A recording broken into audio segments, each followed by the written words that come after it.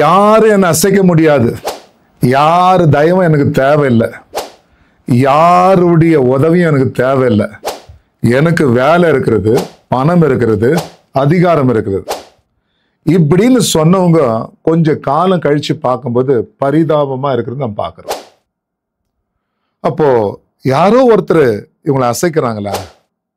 யார் அவங்க? ஸோ அப்படின்னா இந்த நிகழ்ச்சி உங்களுக்காக தான். உங்களை யாருமே அசைக்க கூடாது என்றால் இந்த நிகழ்ச்சியை பாருங்க. இதான் ஃபர்ஸ்ட் டைம் பார்க்குறதானா சப்ஸ்கிரைப் பண்ணுங்க. வாங்க நிகழ்ச்சிக்குள்ள போலாம்.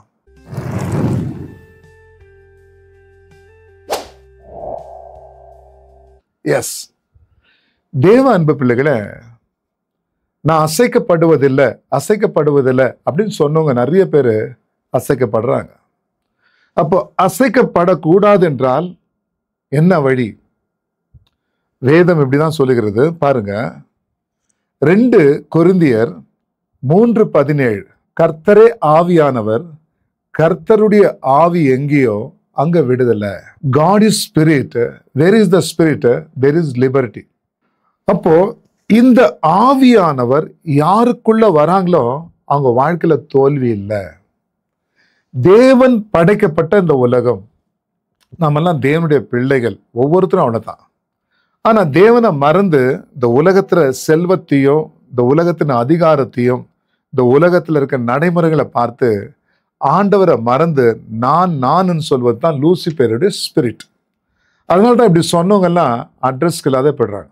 அப்போ உங்களை யாருமே அசைக்க கூடாதுன்னா என்ன வழி?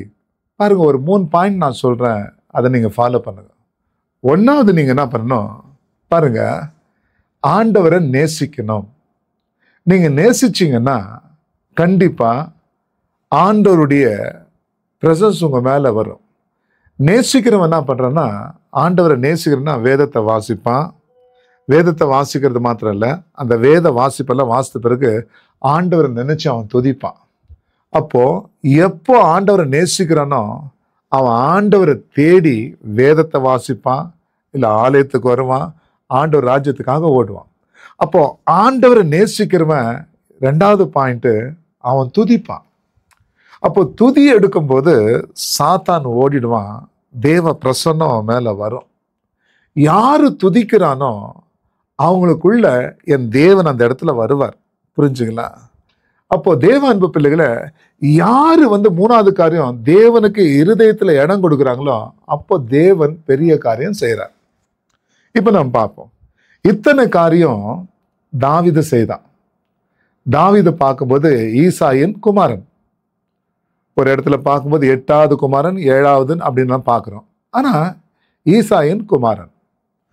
அப்போ பாருங்க, தேவன் சாமுவேல்கிட்ட சொல்றார், ஒருவன் இருக்கிறான் நல்லா துதிக்கிறவன், ஈசாய் குமாரன் ஒருவனை போய் நீ அபிஷேகம் பண்ணு அப்படின் போது ஈசாய் கிட்ட வராங்க. உங்க பிள்ளைகள் எல்லாம் வர சொல்லு, நான் அபிஷேகம் பண்ணணும் அப்படின்னும் போது எல்லாரையும் கூப்பிடுறான்.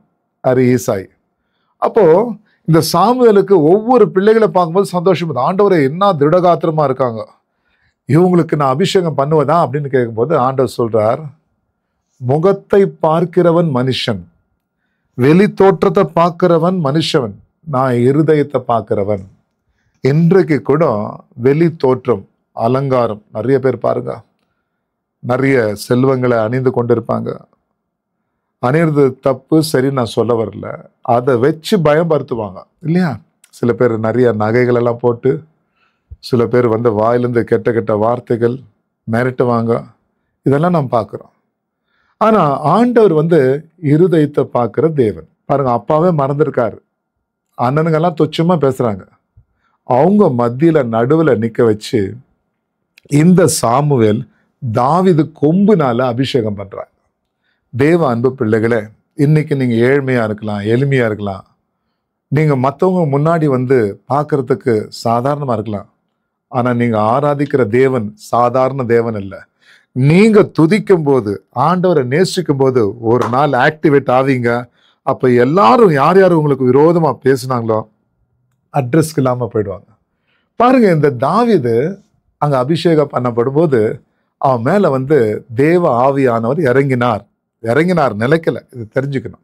பாருங்க, சங்கீதம் 16:8 பார்க்கும்போது கர்த்தர் என் வலது பக்கத்தில் இருக்கிறதுனால நான் அசைக்கப்படுவதில்லைன்னு சொல்லிட்டு இருந்தான். ஆனாலும் அவனுக்குள்ள என்ன ஆயிடுச்சு, என் தேவனை ஏன் வலது பக்கத்துல நிற்க வைக்கணும் அப்படின்னு சொல்லிட்டு, ஆண்டவரே என் இதயத்துக்குள்ள நீங்க வரணும் அப்படின்னு சொல்லிட்டு அவன் என்ன பண்றான், வாஞ்சிக்கிறான். எப்படி வாஞ்சிக்கிறான் பாருங்க. சங்கீதம் 42:1 பார்க்கும்போது, மானானது நீரோடைய வாஞ்சிக்கிறது போல என் ஆத்துமா உம்மில் வாஞ்சிக்கிறது அப்படின்னு சொல்றான். தேவ அன்பு பிள்ளைகளை, இன்னைக்கு நிறைய பேர் வீட்டுக்குள்ள செவுத்துல மேல போட்டோ வச்சு ஆராய்த்து கொண்டிருக்காங்க. ஸோ அதனால ஒரு பிரயோஜனம் இல்லை. எப்போ நீங்க ஆண்டவரை உங்க உள்ளத்துல வைக்கிறீங்களோ டோட்டல் நீங்களே ஷைன் ஆகுறீங்க. ஆண்டவர் உங்களுக்குள்ள வரும்போது நீங்க பெரிய மாற்றங்கள் உங்க வாழ்க்கையில காணப்படும். அப்போ இந்த தாவீது என்ன பண்றான், என் உள்ளத்துல நீங்க வரணும் அப்படின்னு சொல்லிட்டு அவன் துதிக்கிறான். அப்போ அதுக்காக எப்படி ஜெபிக்கிறான்னா பாருங்க, சங்கீதம் 51:10 இங்க சொல்றான், தேவனே சுத்த இருதயத்தை என்னில சிருஷ்டியும், சுத்த இருதயத்தை என்னில் சிருஷ்டியும், நிலவரமான ஆவியை என் உள்ளத்தில் புதுப்பியும் அப்படின்னு சொல்லி ஜெபிக்கிறான். தேவ அன்பு பிள்ளைகளை, சுத்த இருதயம் இருக்கணும். மற்றவங்களுக்கு வஞ்சனை செய்யாத ஒரு இருதயம் உங்களுக்குள்ள இருந்தா என் தேவன் உங்களுக்குள்ள வந்து நிலைப்பார். ஸோ சுத்த இருதயம் உள்ளவன் என்ன செய்வான், தேவனுடைய காரியத்துல ஆர்வமா இருப்பான். பெரியவங்களும் அக்கம் பக்கம் மதிப்பான். எப்படின்னு கேட்குறீங்களா பாருங்க. இங்க ஈசாயி இந்த தாவீதை அழைத்து சொல்றான், உங்க அண்ணனுங்க யுத்தத்துக்கு போய் ரொம்ப நாள் ஆச்சு வரவில்லை, அவங்க நாக்கு செத்து போயிருக்கோம், அவங்களுக்கு நான் கொஞ்சம் சாப்பாடு கொடுக்குறேன், கொண்டு போய் கொடுத்துட்டு வாப்பான்னு போது, இதோ போகிறேன் தந்தையன்னு சொல்றான். நம்ம பிள்ளைங்கள்லாம் அப்படி இருக்காங்களா, சொன்னால கோச்சுக்குவாங்க. ஆனா தேவ ஆவி இருந்தா எந்த வேலையும் அன்பா செய்வாங்க. இவன் போறான், போகும்போது காரணத்தை தெரிந்து கொள்ளுகிறான். கோலியாத்து தான் இங்க காரணமா இருக்கிறான், பிரச்சனையா இருக்கிறான், அவனை மேற்கொண்டா தான் இங்க விடுதலை அப்படின்னு அந்த தாவீதுக்கு தெரிய வருகிறது. அப்ப ஸ்ட்ரைட்டா என்ன பண்றான், பிரச்சனை கேட்டவொடனே யார் எப்படியோன்னு போகல, அந்த சவுல் ராஜா கிட்ட போறான். உங்ககிட்ட பரிசுத்த ஆவியானவர் இருந்தா நீ ராஜாவை கூட நீ பார்க்க முடியும். ராஜா கிட்ட போயிட்டு தாவீது சவுலை நோக்கி, இதன் நிமித்தம் ஒருவனுடைய இருதயமும் கலங்க வேண்டியதில்லை, உம்முடைய அடியனாகிய நான் போய் இந்த பெலிஸ்தனோட யுத்தம் பண்ணுவேன் அப்படின்னு சொல்றான். பாத்தீங்களா, ஒரு ஆடு மேய்க்கிறவன். அப்போ அவன் சொல்றான், டேய் நீ வந்து சின்ன வயசுல இருந்து ஆடு மேய்க்கிறவன், அவன் சின்ன வயசுல இருந்து போர் சேவக, அவன் ராட்சசன், நீ குட்டி பையன், அவன் யுத்த வீரன், முடியாதன்றான். அப்போ அவனுக்கு கொஞ்சம் ஆண்டவர் பத்தி எடுத்து சொல்றான். யாரு, இந்த தாவீது. நான் ஆடு மேய்க்கும் போது கரடியும் சிங்கமும் வந்தது, அதை பார்த்து நான் பயப்படலை, காரணம் எனக்குள்ள தேவன் இருக்கிறார். அந்த கரடியும் அந்த சிங்கத்தை மேற்கொண்டவன் நான். இப்படி இருக்கும்போது விருத சேதனம் இல்லாம இருக்கிற இந்த பெலிஸ்தியன் எம்மாத்திரம் அப்படின்னு சொல்லிட்டு நான் போறேன்னும் போது யுத்த உபகரணங்கள்லாம் அவனுக்கு போட்டு பார்க்குறாங்க. இதெல்லாம் தேவையில்லை எனக்கு சொல்லிட்டு அவன் அப்படியே போகிறான். போயிட்டு அந்த கோலியாத்துக்கு முன்பதாக நிற்கிறான். கோலியாத், உன்னோடு கூட நான் யுத்தம் பண்ண வந்திருக்கிறேன். பார்த்தீங்களா, எப்போ தேவ ஆவி இருக்கிறதோ பயம் இருக்காது. அவன் சொல்றான், டேய் படைய பார்த்து என்ன நடுங்கிறது, நீ என்னடா அப்படின்னு சொல்லும்போது, படை பார்த்து நடுங்கலாம், ஆனா நான் நடுங்க மாட்டேன். அப்ப எங்க உன் மேல இருக்க யுத்தத்துக்கு உண்டான கத்தியும் ஈட்டியும் போர்க்கவசமும் எங்கன்னும் போது, அதெல்லாம் பயப்படுற உனக்கு தேவை, எனக்கு தேவையில்லை. காரணம், இத்தனை காலம் நீ நிந்திக்கிற அந்த இஸ்ரவேலின் தேவனாகிய படையின் பலத்தினால நான் வந்திருக்கிறேன். இன்னைக்கு நீயா நானா பார்த்துருவோம் சொல்லிட்டு, உன்னை அடிக்க கத்தி தேவையில்லை, என் காலு கீழே இருக்கிற கல் போதுன்னு சொல்லி அந்த கல்லை எடுத்து அடிக்கிறான். பாருங்க, 5 கல் எடுத்துன்னு போனாலும் ஃபர்ஸ்ட் கல்ல மிஸ் ஆகுறதில்ல. ஆண்டவர் நோடு கூட இருந்தா ஒன்றுமே மிஸ் ஆகாது. பாருங்க, அவன் கீழே விழுகிறான். அப்படி விழ வேண்டியவன் கால் மேல கால் மாட்டில் வந்து விழுகிறான். இந்த தாவீது அவன் இதயத்தின் மேல காலை வைத்து அவனுடைய பட்டயத்தை எடுத்து அவன் கழுத்தை வெட்டி, இந்த தலையை, கோலியாத் தலையை எடுத்துன்னு வந்து சவுல் முன்னாடி போடுறான். இப்ப சவுலுக்கு கோலியாத்து மேல இருக்கிற பயம் போயிடுச்சு. அதை காட்டிலும் பயம் தாவீதை காணும்போது வந்தது.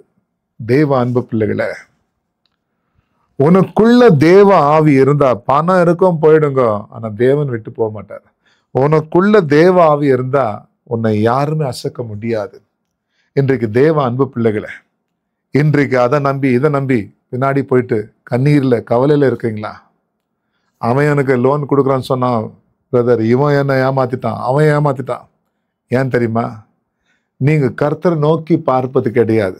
தாவீது எனக்கு ஒத்தாசை வருகிற தேவனை நோக்கி நான் என் கைகளை ஏறெடுக்கிறேன்னு சொல்லும்போது அவனுக்கு எல்லாம் ஒத்தாசையும் வந்தது. தேவ ஆவி உங்க மேல வரும்போது உங்களை யாருமே அசைக்க முடியாது. பாருங்க தேவ அன்பு பிள்ளைகளை, கர்த்தருடைய ஆவி வரும் போயிடும். ஆனா புதிய ஏற்பாட்டுக்குள்ள வரும்போது இயேசு கிறிஸ்து மேல அந்த ஆவி வந்து நிலைத்தது. அவர் மேல ஆவி வந்து நிலைத்ததுனாலதான் பாருங்க அப்போஸ்தலர் 10:38 பிசாசுகளை துரத்தினார், நோய்களை சுகமாக்கினார். அவர் போகும்போது சீடருக்கு என்ன தெரியுமா சொன்னாரு? நான் போய் தேற்றரவனை அனுப்புகிறேன்னு சொன்னார். அப்போ இந்த சீடர்கள்லாம் ஒருமித்து அப்போஸ்தலர் 2ஆம் அதிகாரத்துல ஜெபிக்கும் போது அவங்க மேல அந்த ஆவி வந்து இறங்கினதை நம்ம பார்க்கிறோம். தேவ அன்பு பிள்ளைகளை, அவர் அந்த ஆவியை நமக்கு இலவசமா கொடுத்திருக்காரு. ஆவியோட ஜெபிங்க, உங்க வாழ்க்கையில மாற்றத்தை நீங்க காண்பீங்க. வெறும் வீட்டில் வந்து போட்டோ வைத்து கொள்ளாதீங்க. உங்க இதயத்துல அவரு இடம் கொடுங்க. நீங்க ஆலயமாக மாறுங்க. உங்க வாழ்க்கை கண்டிப்பா மாறும். உங்களுக்காக நான் ஜெபிக்க போகிறேன். எங்களை அளவில்லாமல் நேசிக்கிற அன்பு தகப்பனே, இதோ ராஜா, இந்த பிள்ளைகளை நீங்க தொடுவீராக. இந்த பிள்ளைகள் இருக்க எல்லாம் பிரச்சனைகள் மாறட்டும் தகப்பனே. பழைய ஏற்பாடுல ராஜா ஆவி வரும் போயிடும் ராஜா. இயேசு கிறிஸ்து மேல வந்து நிலைத்தது அந்த ஆவி தகப்பனே. நீங்க ராஜா தகப்பனே, நான் அனுப்புகிறேன் தேற்றரவாளன் சொல்லி அனுப்பினீரே. அந்த ஆவி ஒவ்வொரு பிள்ளைகளுக்கு உள்ளத்திலையும் ஆளுகை செய்யட்டும் ராஜா. இந்த பிள்ளைகள் வாழ்க்கையில தகப்பனே மாற்றங்கள் வரட்டும். யாருக்கும் தகப்பனே பயப்படாதபடிக்கு உம்மை நோக்கி பார்க்க இவருக்கு வல்லமையை தருவீராக. இயேசுவின் நாமத்துல ராஜா நான் ஜெபிக்கிறேன் தகப்பனே, ஆமென். தேவ அன்பு பிள்ளைகளை, இந்த நிகழ்ச்சி உங்களுக்கு பிரயோஜனமா இருந்தா மற்றவங்களுக்கு ஷேர் பண்ணுங்க. இந்த ஊழியத்தை நீங்க தாங்கணும்னு நினைச்சீங்கன்னா நீங்க விதைங்க. கண்டிப்பா ஆண்டவர் உங்களை வாழ்க்கையில மாற்றங்களை கொண்டு வருவார்.